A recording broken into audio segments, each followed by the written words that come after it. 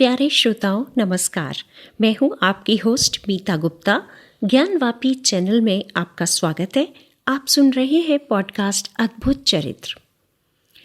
दोस्तों, भीम से जुड़ी एक कहानी जरासंध की भी है। जरासंध का वध भीम ने कैसे किया था, इससे पहले ये जानना आवश्यक है कि जरासंध का जन्म कैसे हुआ था। भीम और जरासंध की ये कहानी चक्रवर्ती राजगोपालाचार्य द्वारा लिखित किताब महाभारत कथा पर आधारित है। तो शुरू करते हैं कहानी भीम और जरासंध। मगध देश का राजा बृहद्रथ अपनी शूरता के लिए बड़ा विख्यात था। उसने काशीराज की जुड़वा बेटियों से ब्याह किया। विवाह के बहुत दिन बीत जाने पर भी राजा बृहद्रथ के कोई संतान नहीं हुई। वृद्धावस्था आने और संतान न होने से राजा बृहद्रथ अपने मंत्रियों के हाथ में राज्य का कार्यभार सौंपकर अपनी दोनों पत्नियों को लेकर वन में तपस्या करने चले गए। एक दिन वन में चंड कौशिक मुनि से उनकी भेंट हुई। राजा बृहद्रथ ने उनको अपने संतान न होने की व्यथा सुनाई। मुनि चंड कौशिक को राजा के हाल पर दया आ गई। वह उसी क्षण एक आम के पेड़ के नीचे बैठकर ध्यान में लीन हो गए। इतने में एक पका हुआ आम उनकी गोद में गिरा। महर्षि ने वह आम राजा को देते हुए कहा, राजन, यह लो, इस फल से तुम्हारा दुख दूर हो जाएगा। राजा ने उस फल के 2 टुकड़े किए और दोनों पत्नियों को एक एक टुकड़ा खिला दिया। फल खाने के बाद दोनों पत्नियों को गर्भ ठहर गया। ये जानकर राजा बहुत आनंदित हुए, पर जब बच्चे पैदा हुए तो वे बच्चे पूरे नहीं थे, बल्कि आधे आधे थे। एक एक बच्चे के केवल एक आंख, एक कान, एक हाथ, एक पैर और मुंह का आधा हिस्सा ही था। उनको देखने पर मन में भय और घृणा होती थी, परंतु दोनों टुकड़ों में जान थी।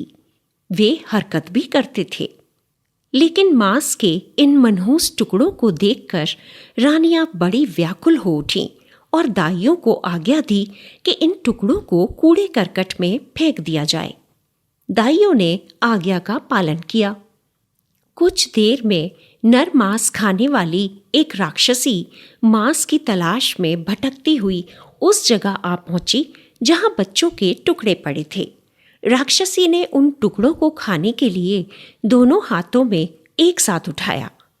उसका उठाना था कि दोनों टुकड़े आपस में जुड़ गए और एक पूरा बच्चा बन गया। राक्षसी ने जब यह चमत्कार देखा तो सोचा कि इस बच्चे को मारना ठीक नहीं होगा। यह सोचकर वह एक सुंदर युवती के रूप में राजा बृहद्रथ के पास गई और कहा, यह बच्चा तुम्हारा है। बच्चा पाकर बृहद्रथ बहुत आनंदित हुआ और उसने बच्चे को रानियों की गोद में दे दिया। तो ये थी जरासंध के जन्म की कथा। दोस्तों, मुनि चंड कौशिक के वरदान के कारण जरासंध का शरीर इतना हट्टा कट्टा और बलवान था कि कोई उसका मुकाबला नहीं कर सकता था।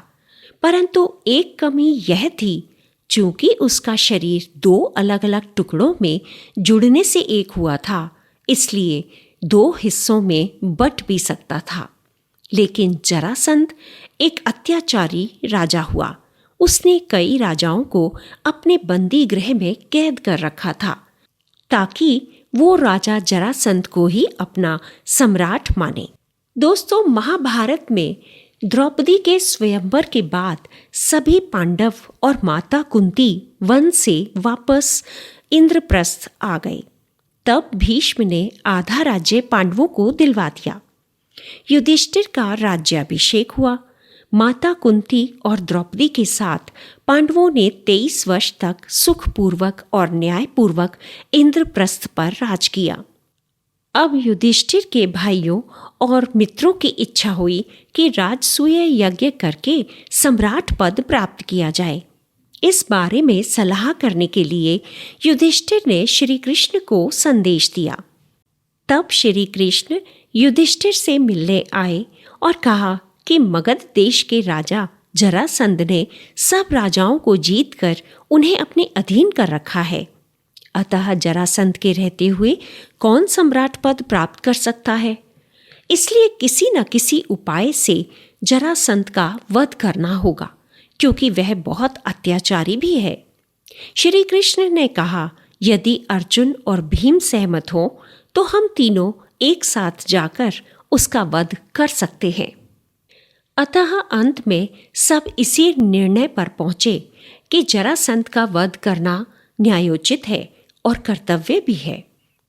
तब श्री कृष्ण ने कहा कि जरासंध को सेना लेकर हमला करना बेकार है, उसे द्वंद्व युद्ध में कुश्ती लड़कर ही मारना ठीक होगा। इसलिए श्री कृष्ण, भीम और अर्जुन ने सन्यासी ब्राह्मणों का वेश बनाया और मगध देश के लिए रवाना हो गए। जब वे तीनों जरासंध के महल में पहुंचे तो जरासंध ने उन्हें ब्राह्मण समझकर बड़े आदर से उनका स्वागत किया। ये देखकर श्री कृष्ण बोले कि मेरे दोनों साथियों ने मौन व्रत लिया है, आधी रात के बाद व्रत खुलने पर बातचीत करेंगे। तो जरासंध तीनों मेहमानों को यज्ञशाला में ठहराकर महल में चला गया। आधी रात के बाद जरासंध तीनों अतिथियों से मिलने गया, लेकिन अतिथियों के रंग रूप, चाल ढाल आदि से उसे शंका हुई कि ये ब्राह्मण नहीं है, क्योंकि जरासंध ने गौर से देखा था कि उन ब्राह्मण अतिथियों के हाथों पर ऐसा चिन्ह है जो धनुष की डोरी द्वारा रगड़ खाने से पड़ जाता है। तो राजा जरासंध ने कड़क कर उनसे पूछा कि सच सच बताओ कि तुम लोग कौन हो। इस पर तीनों ने सही बात बता दी कि हम तुम्हारे शत्रु हैं, हम तुमसे अभी द्वंद्व युद्ध करना चाहते हैं। तुम हम तीनों में से किसी एक से, जिससे तुम्हारी इच्छा हो, लड़ सकते हो। तो राजा जरासंध भीम के साथ द्वंद्व युद्ध के लिए तैयार हो गया। अब भीमसेन और जरासंध में कुश्ती शुरू हो गई। दोनों वीर एक दूसरे को पकड़ते, मारते और उठाते हुए लड़ने लगे। इस प्रकार पल भर भी आराम किए बगैर वे 13 दिन और 13 रात लगातार लड़ते रहे। 14वें दिन जरासंध थका और कुछ देर को रुका। ये ठीक मौका देख श्री कृष्ण ने भीम को इशारे से समझाया और भीम ने फौरन जरासंध को उठाकर ऐसे जोर से चारों ओर घुमाया और फिर उसे जमीन पर जोर से पटक दिया और फिर फुर्ती से उसके दोनों पैर पकड़कर उसके शरीर को चीरकर फेंक दिया। किंतु पलक झपकते ही जरासंध के चिरे हुए शरीर के टुकड़े आपस में जुड़ गए और जरासंध फिर भीम से भिड़ गया। इससे भीम निराश होकर सोचने लगा कि ऐसे शत्रु का वध कैसे किया जाए। जब श्री कृष्ण ने भी भीम को पस्त होते हुए देखा तो कुछ सोचकर उन्होंने घास का एक तिनका उठाया और बीच में से चीरकर बाएं हाथ से दाहिने हाथ की ओर और दाहिने हाथ से बाएं हाथ की ओर फेंक दिया। भीम इस इशारे को समझ गया और मौका पाते ही उसने दोबारा जरासंध का शरीर चीर डाला और उन दोनों हिस्सों को दायां बायां करके फेंक दिया। अब की बार ये टुकड़े जुड़ नहीं सके और जहां की तहां निर्जीव पड़े रह गए। इस प्रकार अजेय जरासंध का अंत हो गया। तब श्री कृष्ण और दोनों पांडवों ने उन सब राजाओं को छुड़ा दिया जिनको जरासंध ने बंदी गृह में डाल रखा था। फिर जरासंध के पुत्र सहदेव को मगध की राजगद्दी पर बिठाकर इंद्रप्रस्थ लौट आए।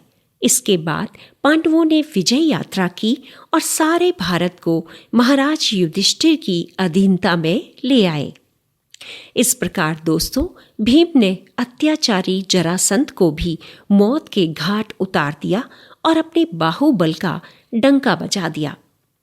तो अगले एपिसोड में भीम से जुड़ी एक और कहानी सुनेंगे।